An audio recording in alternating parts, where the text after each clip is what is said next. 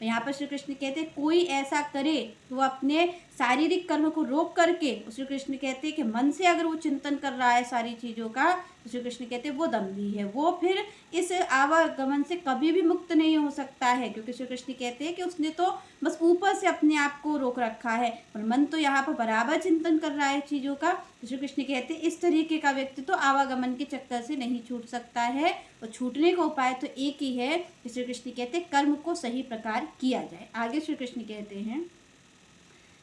मत चित्तः सर्व दुर्गाणि मत प्रसादात् तरिष्यसि अथ चेत तो अहंकारत न श्रूयसि विनश्यति। यहाँ पर भगवान ने कहा अर्जुन से कि अर्जुन से कहा कि अगर तुम मेरी बात को मानोगे, तो श्री कृष्ण कहते हैं कि इस कार्य को, इस युद्ध को ही करते करते श्री कृष्ण कहते हो इस आप भवसागर से पार हो जाओगे, इस भवसागर को लांघ जाओगे। श्री कृष्ण का कोई दोष नहीं लगेगा। क्यों? क्योंकि यहाँ पर अर्जुन का ये कहना है कि मैं कैसे अपने पितामह को, गुरु पर कैसे बाढ़ चलाऊं, ये तो पाप है, इसका तो पाप मुझे लग जाएगा। तो श्री कृष्ण से यहाँ पर